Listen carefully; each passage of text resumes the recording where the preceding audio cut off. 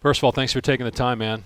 Yeah, of course. Thanks for having me. You're like the guy that everybody asks now for interviews because you're such a good interview. Oh, appreciate it. That's good. You're a smart I guy. gotta be. I'm a Stanford guy, so you'd hope I am. Speaking of that, what was the word that you used to describe Marvin Harrison? Perspicacious. Okay. Now, as a Syracuse guy, that's a word I don't know. Uh-huh. So what is the definition of that word? It kind of means detail-orientated. That's like a very broad definition of it. Okay. But you're always seeking information, and you're very self-aware. Seeking information, self-aware, looking how to get better, looking for ways to improve. Is there another word for that? Like, is there an easier word that you could have used that others might grasp and understand besides that? Like if I looked in a thesaurus, right? That's a word, right? That if is I looked a in a word. thesaurus, what would be the word next to that? Let me think. That's how smart whatever you. That's how smart you are. You don't even know words that would be dumbed down for guys like someone me that is looking for ways to get better. Okay, that's fair. So if I get that into a broadcast, if I get that into a Cardinals broadcast or an ESPN broadcast, what do I get? Now, I understand your fiancée, Sophia, has an endorsement deal with Chipotle. Right. Do you get as much Chipotle as you want because of this deal? She does. I'm not as big time as her. So I don't. She has the card to where she gets a free meal every single day. Okay. I don't have the card. I have some vouchers. They gave me like 30 vouchers to use. So free meals. if I can get this word in, either on a Cardinals broadcast or on national TV, can I get a free bowl? Absolutely. You can make it happen? 100%. I'll make it happen. Yep. I think it's worth it. Just try to get that in. What's been the biggest difference for you in camp so far? I know it's early. You've only had a couple practices, but what are some of the things that stand out to you about, wow, this feels different? And is it just a comfort level? Is it about understanding the scheme? Is it about physically where you are, knowing that you've been through it now for 1 year? I think you just hit on all three. One, I feel a lot more comfortable, and I've been saying that since OTAs. Going into year two, having the same exact offense, same coaching staff, same routine. So comfortable is a really good word. I feel really, really comfortable in the scheme, in the offense. My relationship with Kyler is so much better than it was last year in terms of the feel that we have for each other. I also feel really good physically, and I think that's always been the biggest thing for me. And I'm self-aware, and I understand is that can I stay healthy and play 17 games? But I feel good right now. I feel like I have a good routine down in terms of taking care of my body, and I feel really good.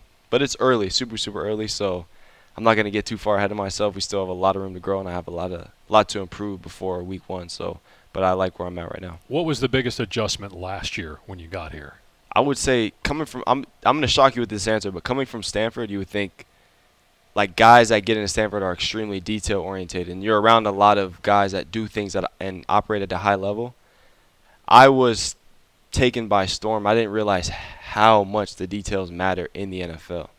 Like this is something I like to say, but when we run digs, which is you run 15 yards and you run in. At Stanford, we would run 15 yards and you run in. Here, it's off your fifth outside step. And if you're not at your fifth outside step, then, Coach Terrell or Coach Petzing is like, you're not running the right route. And because Kyler, he might throw to the throwing spot at 15 yards, and you're going to be a couple yards short if you go off your fourth outside. Details like that matter. And everybody out there does off your fifth outside. There's no, well, the DB was sitting, and I broke early. I felt like I had to break early. You got to get to your fifth outside. And so you don't have there's no room for error in the NFL because the other guys on the other side of the ball are also really, really good at their job, and you can't out-athlete guys like you can in college because they're just as athletic. So as JG says all the time, the details matter. That's what separates guys who can become all pros, who are starters versus non-starters. The guys that are able to play down to down to down, they're on it all the time. You played for David Shaw, who obviously has an NFL background. So was there some of that at Stanford? Did you have an idea of what you were getting into a little bit? For sure. That's why I said I would think that being a Stanford guy and being around the Stanford community, like you naturally have to be wired like that to get into the school because you have to go through so many different academic loops. So you don't slip through the system and get to Stanford, not being detail oriented because you have to maintain, 4.0 GPA. You have to take the SAT, ACT X amount of times. You have to take X amount of AP classes. You're up late studying. You have to go through so many loopholes just to even be in consideration to get into the school. Then you have to apply and get in and go through, write 6 different essays and interview process. And like when I was coming out of high school, they only offered 30 guys in the entire country. Only officially offered 30 guys, and I think it was 3 receivers they offered. So you don't get that. You don't get when you're playing with such small numbers, nothing happens by accident. There's absolutely nothing that happens by accident. So that's what I'm saying. Coming out here, I was really thrown by storm. I thought I would have a little bit of an edge being a Stanford guy. Mm-hmm. I had to take that whole process to another level to feel like I have an edge over other guys. I've done a lot of games at Stanford. People who have not been to Stanford, it's like its own world. It's beautiful. Palo Alto, the campus is beautiful, but you're isolated. The coaches live on campus, and part of that is because of the cost of living. For sure. So the coaches live on campus like everybody's either on or around campus. Yeah, it's like a bubble. So you get there, and did you think this is my path to the NFL, or do you think this is my path to do what I want to do from a business perspective? So the reason why I chose and wanted to do Stanford, that was my dream school since I was 10. And the reason why it was my dream school is because not only were they, in my opinion, the most prestigious academic school in the country, or if not, number 2 behind Harvard, they also had a top 5 program at the time from 2010 to 2018, right? Yep. Andrew Luck, Richard Sherman, Doug Baldwin. And I was a 4.0. I didn't get a B until I got to Stanford. So I was always a 4.0 student throughout high school, middle school, elementary school, and I was also really, really good at football and basketball. So my goal when I got to high school was I am going to be a Stanford student athlete one way or the other, whether it's basketball, whether it's football. Now I happen to be more talented in football, so I, quit basketball my junior year and just focus all on football. But the goal was always to get to the NFL, and I think now if I had to make that decision, I don't know if I'd be Stanford all in because the program isn't where it used to be. That being said, if you're good, the NFL you'll make it anyway. But coming out of high school, Christian McCaffrey just left. J.J. Arcega-Whiteside was projected to be top 5 wide receiver taken. 4-time Pac-12 champions. I think they were ranked with top 10 when I committed. So it was absolutely no-brainer because you could have both. Right. And a lot of schools advertise, hey, we have, I'm not going to name schools, but we have, some of the best academics. But when you actually go visit those schools, they tell you can't take engineering because the time of the courses conflicts with practice. Stanford is truly a academic school first, football second. Like, I was engineering major, so I had some of the toughest classes. I was taking computer science, I was taking biology, vector calculus, high-level math, all these different courses, and I was able to do both.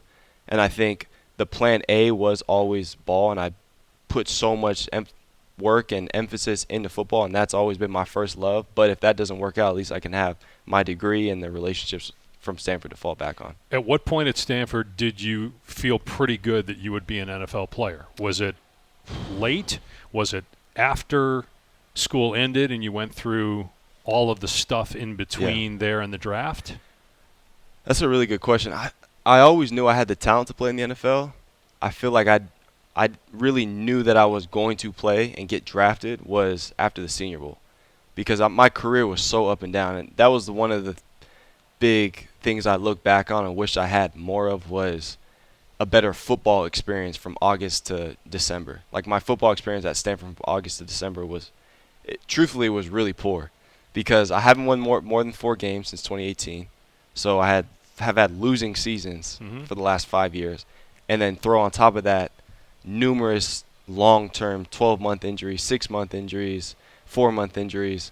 And so like I feel like it was never real, like I am going to get drafted until after the Senior Bowl happened, and then that's kind of when my name blew up within the football community. And I remember that after Senior Bowl, all of a sudden everybody's talking about Michael Wilson from Stanford. And I remember I did a game at Utah. You guys got hammered. I can't remember if you played or not. It would have been 2 years ago. It would have been your senior year. 2021. That was my 4th year. Okay. That was my first game back from 12 months. Okay, so you did play in the I game. did play, yeah. But you guys got beat. We got beat, by like, 50 points or something like that. But they were really good. They were a top 10 team, and Cam Rising was healthy, if I remember. But so back to you. So Senior Bowl, what was it about that got where you were able to bring it? It brought the best out of you. Was it the way it was set up? Was it a particular coach? Was it Jim Nagy, who I know runs the Senior Bowl? Was it teammates, being around great players, as opposed to, again, nothing against Stanford, but you're not around great players every day? For sure. Well, here's the thing. I think you would think that, but my year we had 5 guys to get drafted and 2 guys signed and are still in the league. So from that class, we had 7 guys. Yeah. 7 guys still on a roster. 7 guys, and we went 3-9. So that goes to show, like, when you think about Stanford, you might not think about, like, as of now, putting out great NFL talent, but we had 7 guys make a roster, which is crazy. 7 guys from one team. I think Michigan had, 15, and they won the national championship. We had 7, went 3-9. So, and at one time, I know within the Pac-12, we actually had the most guys in the NFL. I don't know if that's still true because of SC and Washington and Oregon, but we're definitely probably top 5. But you're up there, yeah. We're up there. But talking about the Senior Bowl environment, I think what helped me was sometimes when your back's against the wall, I think that's sometimes the best position to be in because you have nothing to lose. And at that time, I was just fresh off the collarbone. I only played in 6 games, had 400 yards my 5th year, and I never had over 700 yards in my entire career in one season. And so being put in that position, like, I feel like if I have to make something work, there's something within me that I'm not going to let myself fail when all the playing field is even for every single receiver. It's a new scheme. You're playing with quarterbacks you've never played with.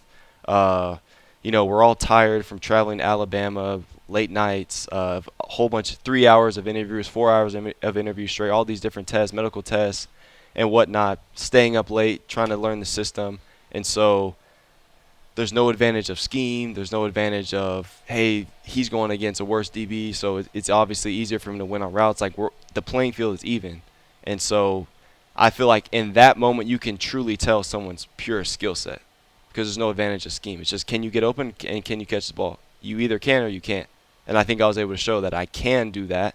I just wasn't able to show that through 5 years of college because of injuries, and Stanford's a very run-heavy system, so I didn't have, a plethora of targets throughout my career. You mentioned that when you got here last year, you really didn't know Kyler. Mm-hmm. Did you have to earn his trust? For sure. I think even if he was healthy, I have to earn his trust. But he's been around, some phenomenal and future Hall of Fame receivers like CeeDee Lamb and D-Hop, Fitz. So he knows what good receivers, great receivers look like. And so I do feel a sense of pressure playing with him because I want to play well for him because I know he's got a high standard for himself and high standard for the offense and the team and how you operate and how you move. And so I definitely was a little bit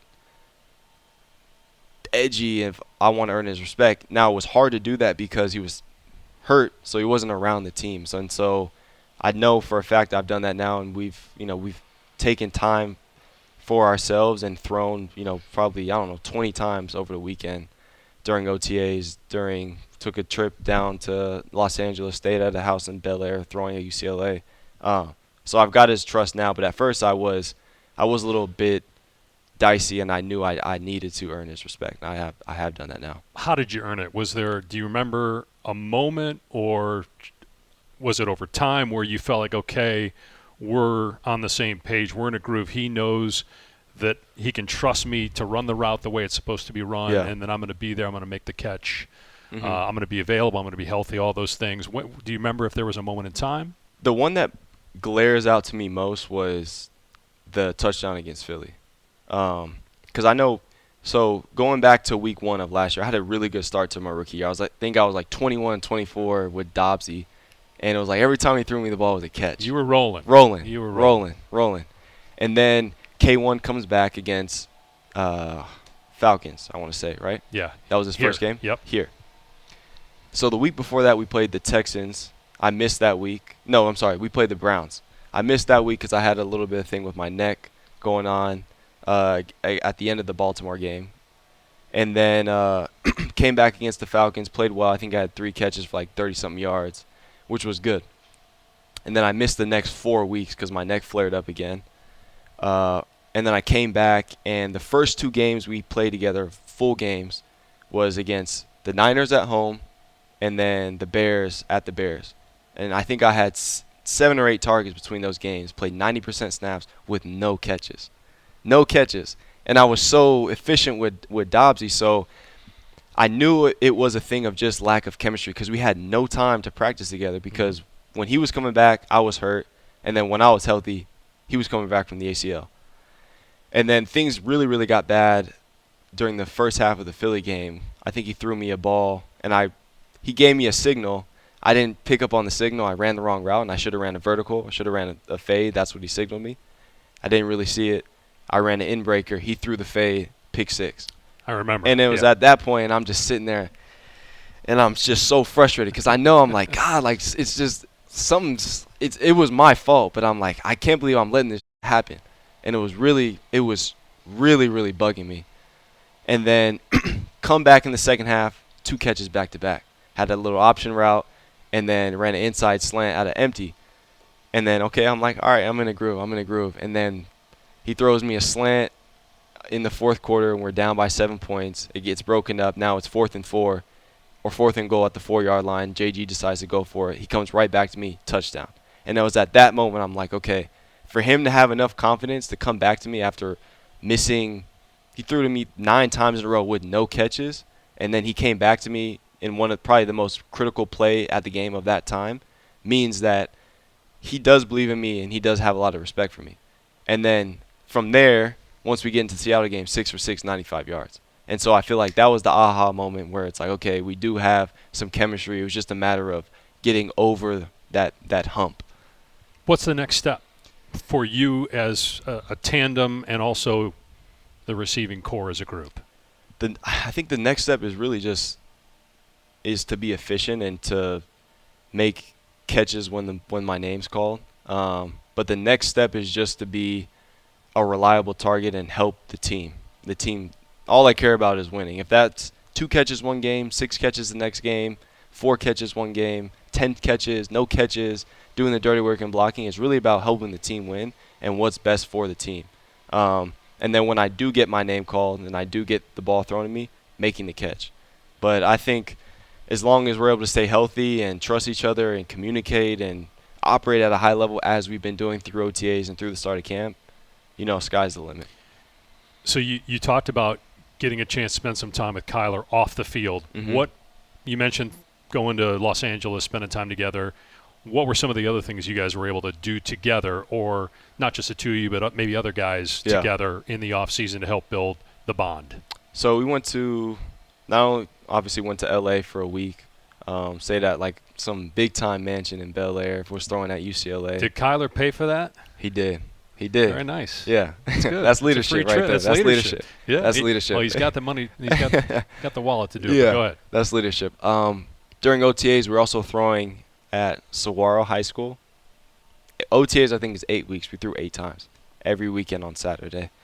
K1 would also invite, a handful of us over to his house multiple times on Saturday night, Friday night, just to chill, watch the NBA playoffs at the time. He'd have his chef cook for us. But we're always finding ways to hang out and just feel each other out, learn, how we operate, and build a good relationship off the field because that's really what pays off on the field. And he took you guys to an NBA playoff game. NBA playoff City, game, right? Yep. Mm-hmm. Okay, so and we went to Oklahoma too. And you went to Oklahoma to Norman. Yeah, yes. to Norman. Yep.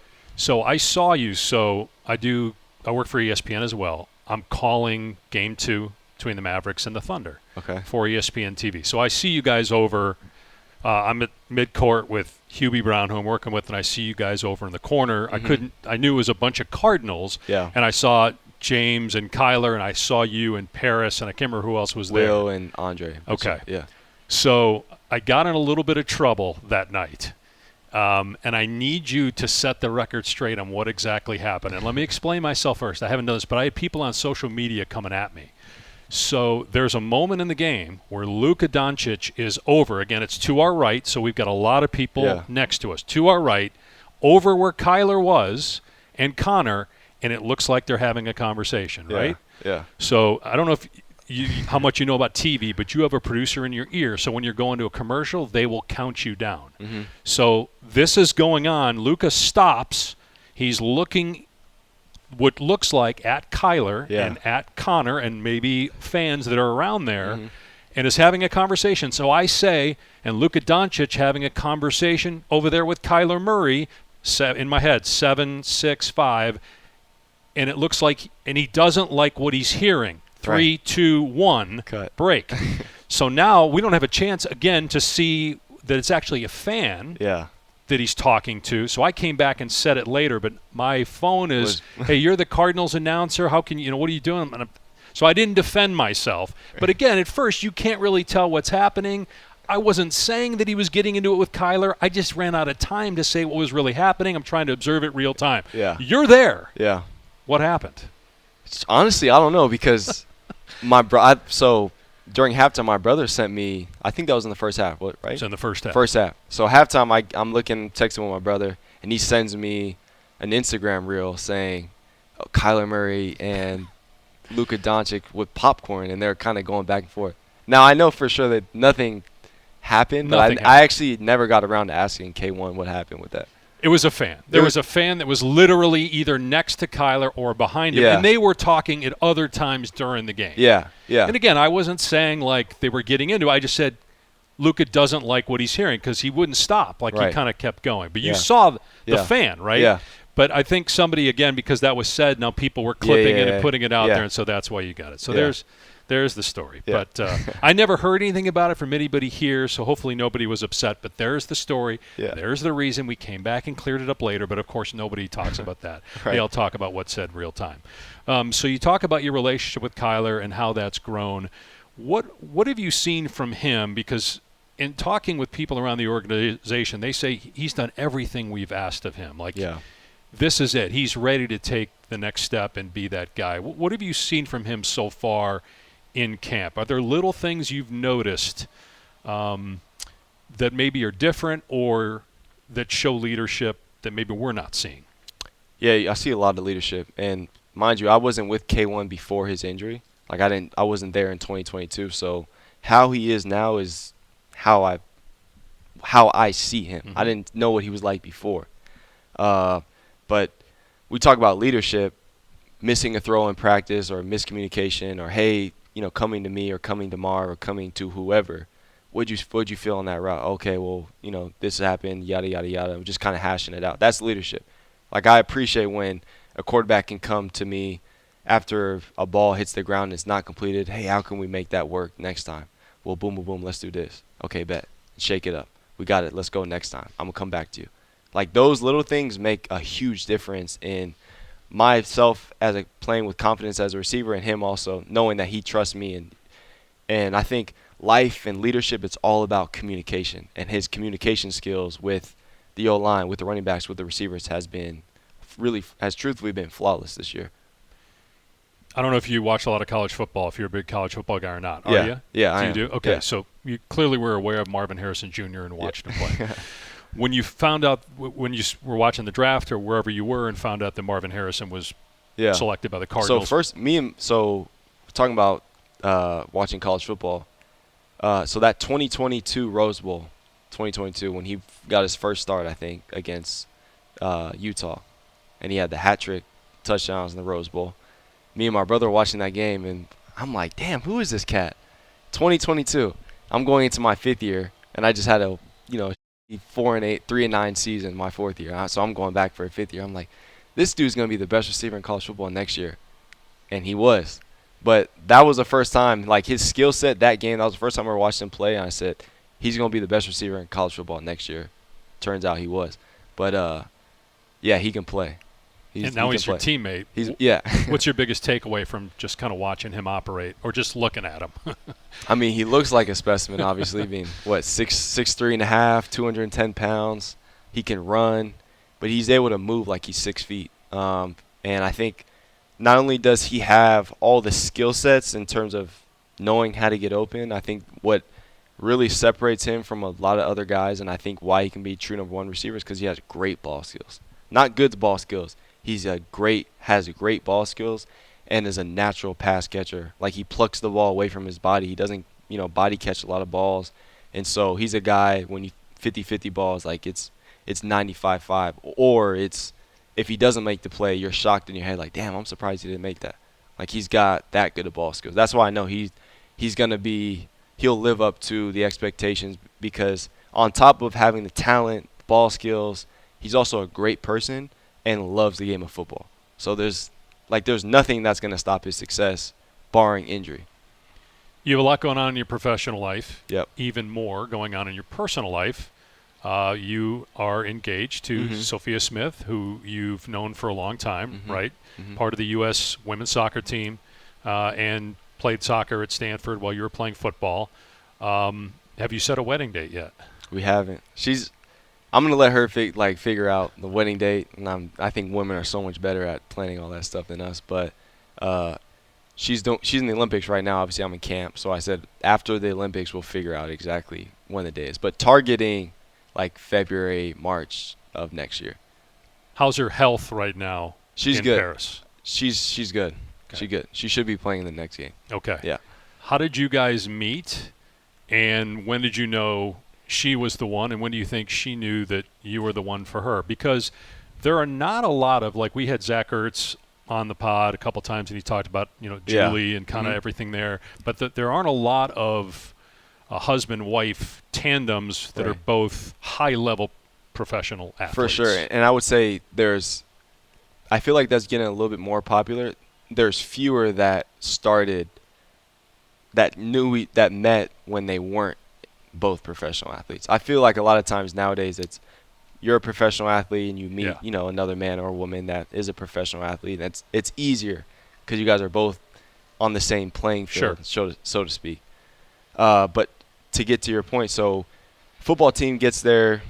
Power 5 football team usually get there in June of the summer because you train for 2 months, summer training, then you go into camp. So women's soccer and soccer is a fall sport at the collegiate level. And so they were on Stanford's on the quarter system. So she got there in early August of 2018. And so we're on the back half of camp, and there was a bunch of guys telling me, hey, there's this really cute, light-skinned women's soccer player that's coming in. And they were showing me her Instagram. I'm like, man, yeah, she's pretty cute. So it was one day after practice, I'm in the ice bath all by myself, and her best friend Naomi and then her other best friend Katie Meyer all walked in. And I looked up, and I still remember she was in like pink spandex and a white sports bra. And I looked up, and I saw her, and I looked down right away. I'm like, okay, yeah, that's her. And then about 30 minutes later, I looked her up on Instagram, followed her, and about 15 minutes later, she followed me back. And so the next day, and I didn't shoot her a DM or anything. I was like, I'm going to be a gentleman and introduce myself in person when the time's right. So the next day, one of her teammates went up to Paulson Adebo, who's a cornerback for the Saints. We were at Stanford at the same time. Went up to him and said, hey, the women's soccer freshman players want to meet the freshman football players. And so he told, a couple of us, and we organized, and we're like, okay, we're going to go over to their dorm after practice one night. Because, mind you, we're on the quarter system. So Stanford, the regular students don't get there until, I think, the third or second week of September. So it's just athletes, just fall athletes and scholarship athletes on campus at the time. So we go there one day after practice, and it's her and Naomi come greet us to come. They let us in. And me and her looked at each other, and we made eye contact, and there's just like sparks. And we're playing games like Killer Frog and Truth or Dare, and it was like the whole game was going on. People were playing the game. Like, I was playing the game just so I could talk to her. She was playing the game. Now she's telling me just so she can talk to me. Got her number after that, and then from there, it was basically just started dating from not that point on, but 2 or 3 weeks in, and then and we've been going smooth ever since. Are you guys both prepared for the fact that basically anything you do publicly as a couple, because of who the two of you are, is going to be broadcast and written about and talked about? For sure. I mean, I think that's something that we've had to kind of get used to. And mind you, she's had a lot more success in her athletic career than mine, and has ascended way quicker than me. So I think a lot of the times I'm actually known because, well, especially when I was in college, a lot of people recognize who I was because of her, and it still somewhat is that way. But I think that's kind of a hurdle we've had to get over because I didn't meet her. She was still – I didn't even know a lot about women's soccer at the time, but when I met her, she was the #1 player in the country coming out of high school. Like Trevor Lawrence, Zion Williamson, she was already being crowned as the future of the U.S. women's national team. So I quickly learned how much of a prodigy she was. But, yeah, that's something that we're definitely going to have to – we're used to it now. But Sure. at first, like I didn't meet her and know her as the prodigy that – or as the celebrity that she is now. Like I think when we first met, she had, 10,000 followers. Now she's got 350,000 followers. How many do you have? I think I have 54,000 or something like that. Still pretty good. Still pretty good. Do you have a best man in mind? My brother Marcus my older brother will be my best. And man. how about the wedding party? Is it all set up? You So guys planned? I don't know. I think we were. I don't want to release too many That's details fine. and get. Yeah, but I don't want to get you in trouble Yeah. with your friends and Exactly. family members. All right. Well, listen, man, we appreciate the time. Appreciate you. Thanks for the time. Have a great camp Yes, and sir. look forward to seeing you. Yes, All sir. right. Thank you.